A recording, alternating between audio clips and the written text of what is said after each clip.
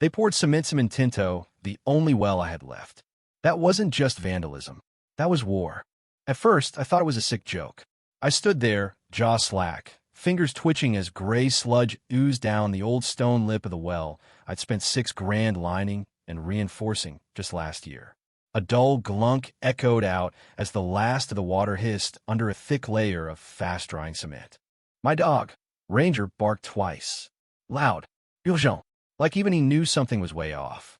That's when I saw the HOA President Karen Diaries standing smug on the gravel road, arms crossed, sipping from one of those personalized stainless tumblers. She didn't flinch when I stormed toward her. She just raised an eyebrow and said, "We warned you not to install unauthorized infrastructure." I blinked. "It's a well, Karen. It predates your damn HOA by 70 years.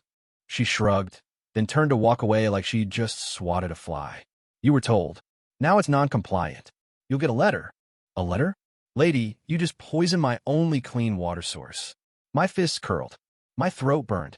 I wanted to scream. Instead, I took a breath. Then another. And I smiled. Because Karen didn't know who she was dealing with. I'm not just some backyard tinkerer with a pipe wrench and a grudge. I'm Bryce Maddox, former city infrastructure contractor. Enterprise am the one who signed off on the HOA's bulk water purchase permit 5 years ago when they consolidated their neighborhood grid. Guess whose signature still gives me override authority during emergencies? That night, I didn't sleep. I pulled out old schematics, city contracts, access logs, every dusty folder I'd boxed away when I retired from municipal work. I clicked on my secure login to the county utilities console. Ping. Authorized. I flagged the HOA grid zone for a Category B water abuse investigation. That gave me temporary override power to halt operations pending review. Then click I hit the override. Every drop of HOA water went dead at 4:12 a.m. No warning. No drip. By 6 a.m., Karen was banging on my door like a banshee with a clipboard. I let her scream through the camera for 5 minutes before opening the door, just a crack. Her hair was wild. Her tumbler was gone. Her voice was shrill enough to make glass wince. "You shut off our entire subdivision's water. That's illegal.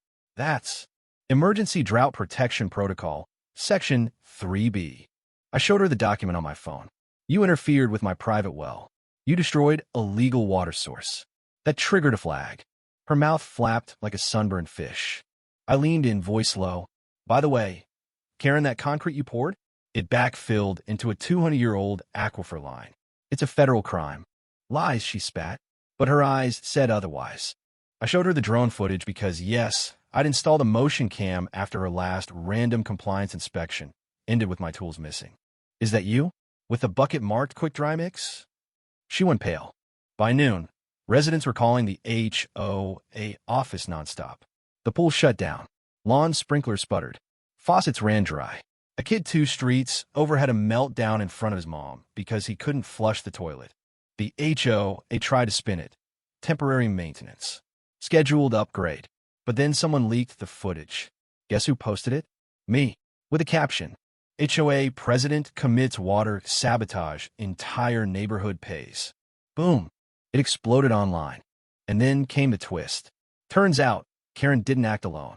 Her cousin Ronnie worked for a rival developer trying to pressure landowners to sell. Dried up water, stressed out neighbors, falling property values. Perfect storm for a buyout. I traced the cement receipts. All signed off by HOA funds. Not personal accounts. You bet your ass I filed a lawsuit. Class action. 18 neighbors joined me. Karen tried to counter, so claimed I falsified documents. That backfired hard when the city confirmed my override authority and added criminal sabotage charges to her plate. In court, her voice cracked. Her mascara smeared. I was trying to help the community. The judge wasn't impressed. 2 months later, she was removed from office, fined $128,000, and slapped with a 5-year ban from serving on any housing board in the state. Her cousin, indicted for fraud. And me? I got full clearance to rebuild my well, a public apology from the HOA, and my favorite part, it had to hire me to inspect all future infrastructure changes. Let that sink in. So, Karen, next time you think about throwing cement down a neighbor's well, maybe ask yourself, what happens when the well fights back? If you enjoyed this twisty tale of petty revenge turned legal victory, don't forget to subscribe to the YouTube channel for more HOA nightmares and satisfying karma comebacks.